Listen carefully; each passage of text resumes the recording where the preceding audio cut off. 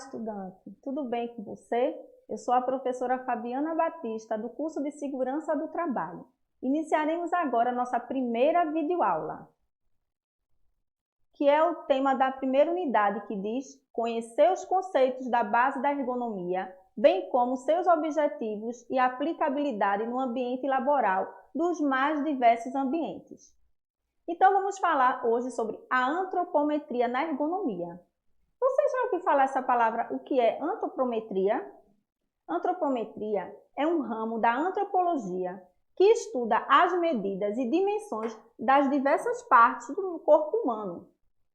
Etimologicamente, a palavra antropometria ela é formada pela junção de dois termos de origem grega, que é antropos, que significa homem ou ser humano, e metron, que quer dizer medida.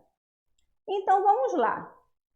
A antropometria ela é o estudo das dimensões e das partes do ser humano.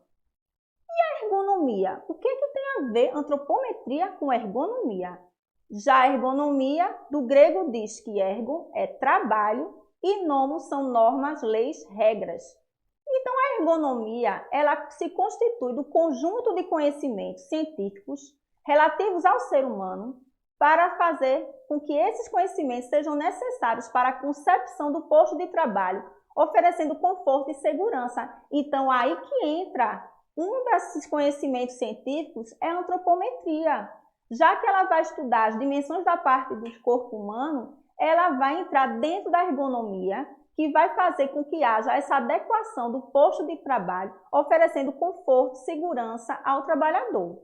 Então, a ergonomia, ela utiliza técnicas da antropometria para adaptar o ambiente de trabalho às medidas médias do ser humano.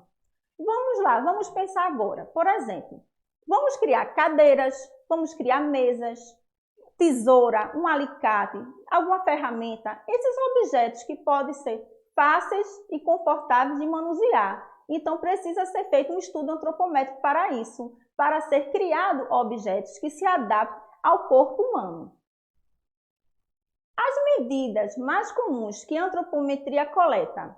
As medidas mais comuns e importantes que podem ser utilizadas na ergonomia na antropometria são a altura, sempre realizar em pé, sentado, altura dos cotovelos, altura do quadril. Então, utilizamos na antropometria essas medidas. Temos também a largura dos ombros e dos quadris, além dos comprimentos dos membros, como o braço, mão, antebraço, perna. Então, após todas as medições necessárias serem feitas, o profissional de ergonomia terá dados tabelados, para fazer essa tabela antropométrica que irá orientar na execução de projetos ergonômicos e funcionais. E aí a gente pensa, por que é importante estudar e saber coletar e aplicar dados antropométricos? Sempre que precisar projetar um posto de trabalho novo, um layout, precisa adaptar aquela mesa, naquele espaço, uma cadeira, uma bancada, enfim, qualquer item deve haver um estudo antropométrico que sustente todas as medidas que serão utilizadas para esse projeto. Então, é a tabela antropométrica que nos vai dar ali um caminho para garantir, por exemplo, uma mesa que precisa ter 73 centímetros de altura. E aí, a gente vai pensar um pouco nessa figura que eu coloquei aí, o significado dos percentis.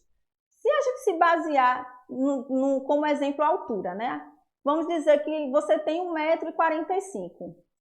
O percentil vai estar lá, você dentro do percentil de 5%. Você está naquela linha ali de 5%. Ou seja, você é mais alto do que as pessoas mais baixas naquele nível.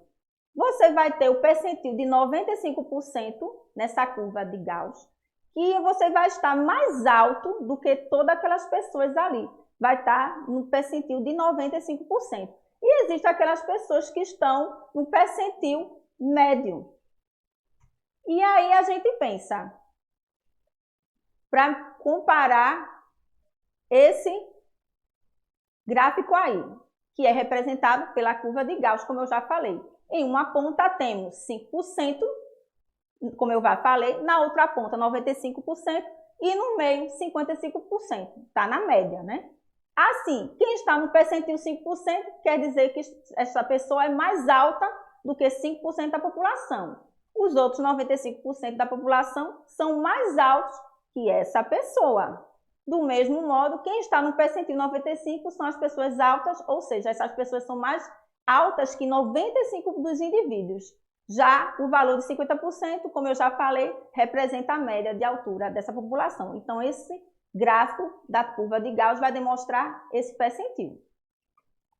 Quando desenvolvermos um projeto, podemos utilizar o percentil de 5% em outros 95%, ou a média, que é 50%, que pode atender a boa parte até da população em alguns casos.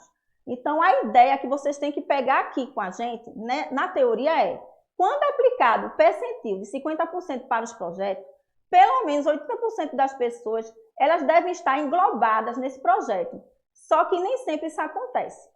Então, presta atenção nisso. O ideal é que cada empresa ela tenha a sua tabela antropométrica da sua população de funcionários, com todas as medidas que precisam ser avaliadas, considerando homens e mulheres dessa população.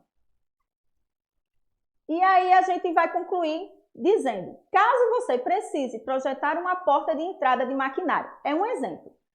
Para que o funcionário acesse para realizar a manutenção das máquinas, se usar a média, que é 50% no percentil, os outros 40% da população ela não vai conseguir entrar por essa porta, porque vai ser um trabalhador, uma estatura baixa, fez a porta para ele entrar. E as outras pessoas que são maiores? Então, sempre que o projeto envolve acessos de entrada, de espaço, o ideal é utilizar o percentil 90% de homens. Assim, não limitaremos a entrada de ninguém. Qualquer pessoa conseguirá entrar. Então, vocês gostaram dessa videoaula? É importante que vocês verifiquem mais uma vez os materiais, certo? Analisando, buscando outras fontes, porque esse assunto é muito importante para a ergonomia. Espero que vocês tenham gostado. Muito obrigada. Tchau, tchau!